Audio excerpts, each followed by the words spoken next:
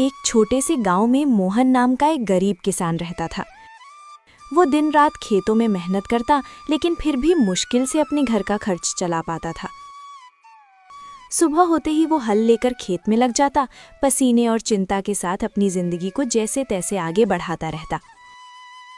मोहन की पत्नी सरला एक सीधी साधी और समझदार महिला थी, जो हर हाल में घर संभालती थी। उसकी 2 बेटियां थीं। बड़ी बेटी गीता, जो समझदार और अच्छे स्वभाव की थी, और छोटी बेटी नीलम, जो चंचल और चालाक थी, लेकिन अपनी बड़ी बहन से बहुत ईर्ष्या करती थी। दोपहर का समय था। रसोई में सरला चूल्हे के पास बैठी खाना बना रही थी। गीता उसके पास आकर चुपचाप सब्जी काटने लगी। गीता बेटा, तुम हर काम इतनी लगन से करती हो, सच में तुमसे घर संभल जाता है। माँ, ये तो मेरा फर्ज है, आप इतनी मेहनत करती हैं तो मैं कैसे पीछे रह सकती हूँ। तुम्हारी यही बात मुझे सबसे अच्छी लगती है, शांत स्वभाव और समझदारी। इतना कहते कहते अचानक सरला को ध्यान आता है, अरे नीलम कहाँ है? सुबह से दिखी ही नहीं। नीलम, ओ नीलम! सरला जोर से आवाज लगाती है। कुछ पल सन्नाटा रहता है, फिर तेज कदमों की आवाज आती है। नीलम गुस्से और चिड़चिड़े अंदाज में रसोई में अंदर आती है। क्या है माँ, इतनी जोर जोर से क्यों बुला रही हैं? मैं कोई खाली नहीं बैठी थी। बात करने का ये तरीका है? मैं बस पूछ रही थी कि तुम कहाँ थीं। नीलम हंसते हुए तंज में, आपको मेरी क्या चिंता होगी, आपको तो बस आपकी आदर्श बेटी गीता की ही फिक्र रहती है। गीता, नीलम ऐसा मत बोलो। नीलम गुस्से में बीच में काटते हुए, आप चुप ही रहो दीदी, हर वक्त अच्छी बनने का नाटक मत किया करो। सबके सामने सीधी साधी बनती हो और सारी तारीफें भी तुम ही ले जाती हो। नीलम, बस करो नीलम, ये जलन तुम्हें गलत रास्ते पर ले जा रही है। हाँ, जलन है मुझे, क्योंकि मुझे हमेशा आप दोनों के बीच में छोटा और बेकार महसूस कराया जाता है। आप दोनों को तो बस एक दूसरे की अच्छाई ही दिखती है। दोपहर की तेज धूप खेतों पर चमक रही थी। मोहन अपने खेत में हल चला रहा था। उसके कपड़े पसीने से भीग चुके थे, लेकिन वो बिना रुके काम करता जा रहा था। चारों तरफ सन्नाटा था, बस बैलों की धीमी चाल और हल्की मिट्टी चीरने की आवाज सुनाई दे रही थी। थोड़ी देर बाद मोहन रुका, अपने माथे का पसीना पोंछा और आसमान की ओर देखने लगा। हे भगवान, इस बार तो दया कर देना। हर साल की तरह इस बार भी अगर फसल खराब हो गई ना, तो घर जलाना मुश्किल हो जाएगा। बच्चों की जिम्मेदारी है, घर का खर्च है, कब तक यूं ही जैसे तैसे चलता रहेगा। वो गहरी सांस लेकर फिर आसमान की ओर देखता है। बस भगवान, इस बार कोई मुसीबत मत आने देना। बारिश समय पर हो जाए, फसल अच्छी हो जाए, ताकि मेरे बच्चों को थोड़ा अच्छा जीवन दे सकूं। इतना कहकर वो फिर से काम करने लगता है। तभी दूर से कोई आवाज लगाता है, अरे मोहन! मोहन मुड़कर देखता है। उसका दोस्त रामलाल उसकी तरफ आ रहा होता है। क्या बात है भाई, आज तो बड़े सोच में डूबे हुए लग रहे हो। क्या बताऊं रामलाल, किसान की जिंदगी ही ऐसी है। मेहनत तो पूरी करते हैं, लेकिन सब कुछ ऊपर वाले के हाथ में होता है। बिल्कुल सही कहा तुमने। इस बार तो मौसम भी कुछ ठीक नहीं लग रहा, कभी ज्यादा धूप, कभी अचानक बादल। हाँ, बस यही डर लगा रहता है।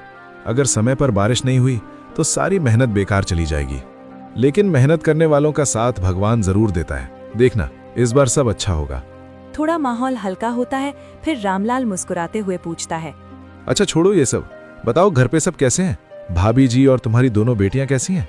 सब ठीक हैं। सरला तो हमेशा की तरह घर संभाल रही है, और मेरी बड़ी बेटी गीता, वो तो बहुत समझदार हो गई है। घर के हर काम में हाथ बटाती है, कभी शिकायत नहीं करती। अरे वाह, ये तो बहुत अच्छी बात है। आजकल ऐसी लड़कियां कहाँ मिलती हैं। हाँ, लेकिन छोटी वाली नीलम, उसका स्वभाव थोड़ा अलग है, चंचल है और कभी कभी गुस्सा भी जल्दी आ जाता है। समझाने की कोशिश करता हूं, लेकिन उम्र भी तो ऐसी है। कोई बात नहीं मोहन, धीरे धीरे सब समझ आ जाता है। बच्चे हैं, समय के साथ सीख जाते हैं। बस यही उम्मीद है कि दोनों बेटियां सही रास्ते पर चलें और खुश रहें। बाकी भगवान की मर्जी। दोनों कुछ पल के लिए खेत की तरफ देखते हैं, फसल, मिट्टी और अपने संघर्ष भरे जीवन को। चलो भाई, हिम्मत मत हारना, सब ठीक होगा। हाँ, उम्मीद तो उसी से है। अगले दिन मोहन लाल मुखिया जी के घर पहुंच गया।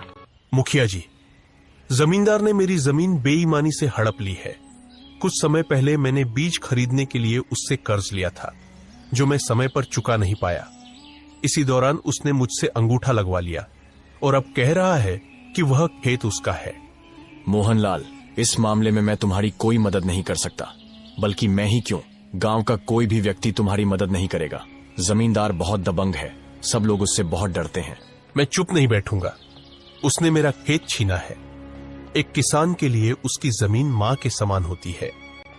इतना कहकर मोहनलाल सीधे केशव नगर राज्य की ओर चल पड़ा और राजा विक्रम के दरबार में जा पहुंचा।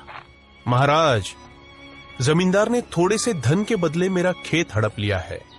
मैं एक गरीब किसान हूं, सालों से अपनी जमीन पर मेहनत कर रहा हूं। पिछले मौसम में फसल बर्बाद हो गई थी, इसलिए मजबूरी में मैंने जमींदार से थोड़ा सा कर्ज लिया। बीज लेते समय उसने मुझसे एक कागज पर अंगूठा भी लगवा लिया। अब वह कहता है कि खेत उसका है।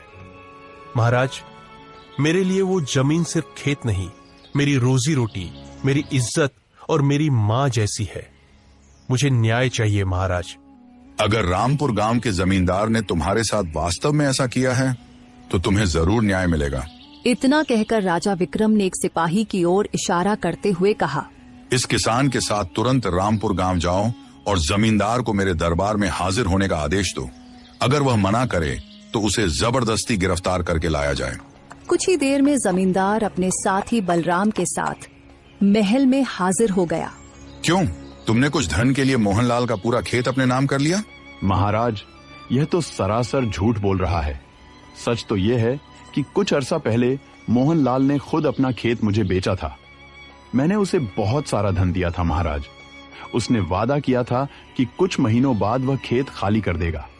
जब मैं उसे उसका वादा याद दिलाने गया तो मोहनलाल खेत देने से ही मुकर गया। हाँ महाराज, जमींदार साहब सही कह रहे हैं, मैं भी उनके साथ ही था। यह सुनकर मोहनलाल क्रोधित हो गया। ये दोनों झूठ बोल रहे हैं महाराज, सरासर झूठ बोल रहे हैं। मैंने खेत नहीं बेचा था, मैंने तो बस थोड़ी सी रकम उधार ली थी, वो भी बीज खरीदने के लिए। मैं अपना खेत क्यों बेचूंगा महाराज? कौन सच्चा है और कौन झूठा, इसका न्याय सिर्फ एक ही शर्त पर हो सकता है। कैसी शर्त महाराज? तुम गांव के 2 गवाह लेकर आओ जो जमींदार और बलराम के खिलाफ तुम्हारे पक्ष में गवाही दे सकें। अगर वे गवाही देंगे तो तुम सच्चे साबित हो जाओगे और तुम्हारी जमीन तुम्हें वापस कर दी जाएगी।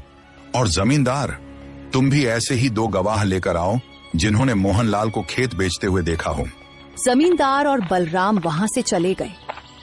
मोहनलाल भी गांव लौट आया और गांव के लोगों से मदद मांगने लगा, लेकिन जमींदार के डर से कोई भी मोहनलाल की मदद करने को तैयार नहीं हुआ। अगले दिन मोहनलाल उदास होकर राजा विक्रम के दरबार में खड़ा हुआ। महाराज, जमींदार का गांव में बहुत दबदबा है, इसलिए कोई भी मेरी सहायता नहीं कर रहा, न ही कोई मेरे पक्ष में गवाही देने को तैयार है। तभी जमींदार बलराम के साथ वहां पहुंच गया। उसके साथ मुखिया और बलिया भी थे। महाराज, यह मेरे गांव का मुखिया है और यह मेरे गांव का बलिया नाम का सम्मानित नागरिक है। गांव में इन दोनों का बहुत सम्मान है। मैंने इन दोनों के सामने ही मोहनलाल से उसकी जमीन खरीदी थी महाराज, और उसे बहुत सारा धन भी दिया था। आप पूछ लीजिए। हाँ महाराज, जमींदार सच कह रहे हैं, हमने सब कुछ अपनी आंखों से देखा था। हाँ महाराज, जमींदार ने मोहनलाल को धन दिया था और उसने अपना खेत उसे बेच दिया था। जमींदार तो अपने गवाह ले आया, लेकिन तुम कोई गवाह नहीं ला सके मोहनलाल, तो न्याय तो हो गया, खेत जमींदार के पास ही रहेगा। मोहनलाल गुस्से में महल से बाहर निकल गया और सीधा अपने घर पहुंच गया। घर जाकर धर्मपाल अपनी पत्नी से आज के दुखद हादसे के बारे में दुखी मन से बताता है। अरे भाग्यवान, हमारे साथ ये क्या हो गया? हम तो पल भर में बर्बाद हो गए। पूरा कारोबार, जमीन, सब कुछ छिन गया। अब तो बस ये घर ही बचा हुआ है। मुझे पता है ये सब भगवान हमारे बुरे कर्मों का फल दिया है हमको। ये जी, आप ऐसे मायूस मत हो, कुछ रास्ता होगा। हम ऐसे कैसे बर्बाद हो गए? और हाँ, आप तो वो दूसरे गांव के जमींदार के साथ व्यापार करते थे ना, उनसे मदद मांगिए ना, वो तो कुछ मदद कर देगा। अरे कैसी मदद माँ, वो आदमी मदद करेगा? अरे मदद छोड़ो, उसने हमारे चावल के मिल की जमीन को भी हड़प लिया। अरे ये क्या कह रहा है तू? अगर किसी से मदद नहीं मिला तो हम क्या करेंगे इस मुसीबत के घड़ी में? छोड़ो भाग्यवान, जो हुआ है वो सब अपने ही बुरे कर्मों का नतीजा है। तुम खुद ही सोचो, हमने मेरी दोनों भतीजियों को कितना दुख दिया है, उसी का पाप लगाए हमें। हाँ माँ, बाबूजी बिल्कुल सही कह रहे हैं, हमने पाप किया है, हमें अब इसी दुनिया में पापों का फल भुगतना पड़ेगा। पता नहीं बिना पैसों के अब ये घर कैसे चलेगा। हाँ कमल बेटा, तू सही बोल रहा है। अब हम ये घर कैसे चलाएंगे? हमें तो गांव में कोई मदद भी नहीं करेगा। ज्योति और मीरा के ऊपर किए अन्याय के लिए गांव वाले भी हमसे नाराज हैं। ऐसे तो हम सड़क पर आ जाएंगे।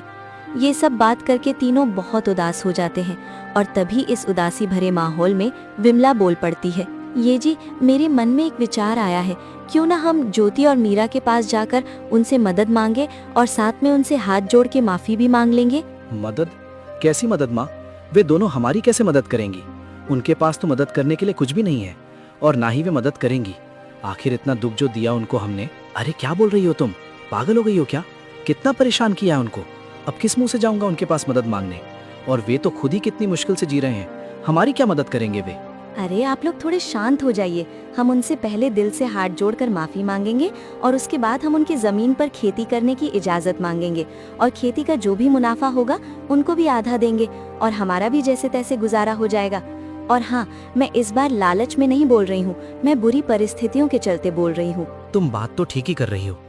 हमें तो कोई मदद करेगा नहीं और हमें तो ज्यादा कुछ काम भी नहीं आता, बस थोड़ा खेती बाड़ी जानता हूँ मैं। और अगर वे लोग मदद के लिए मन जाएं तो कमल भी मेरी खेती में मदद कर देगा।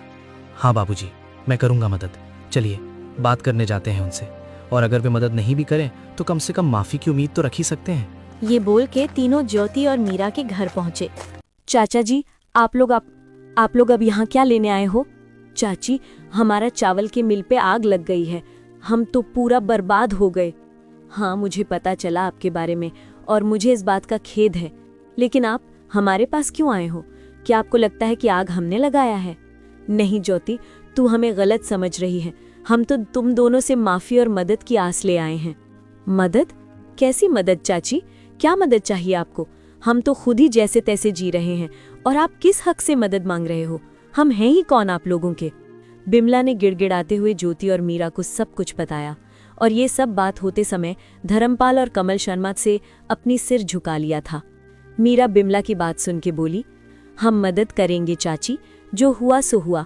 आखिर आप लोग हमारी चाचा चाची हैं, हम आपके साथ हैं। क्या बोल रही तू मीरा? पागल हो गई है क्या? भूल गई कितना दुख दिया है इन लोगों ने हमें, और हमारे बुरे समय में ये लोग कहाँ थे? अब क्यों मदद करेंगे हम इनकी? ऐसे मत बोलो दीदी, आज माँ बाबूजी होते तो वे भी इन मुसीबत में इनकी मदद करते।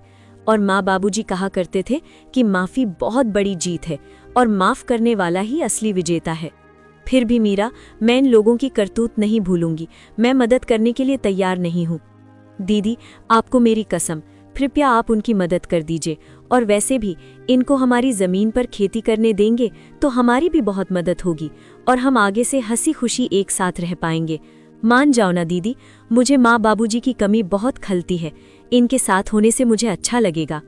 ज्योति मीरा का मासूम चेहरा देख उसके खातिर मान जाती है और धर्मपाल, बिमला और कमल ने भी हाथ जोड़कर दोनों से माफ़ी मांगते हैं और वादा करते हैं कि आगे से कभी भी उनका बुरा नहीं सोचेंगे।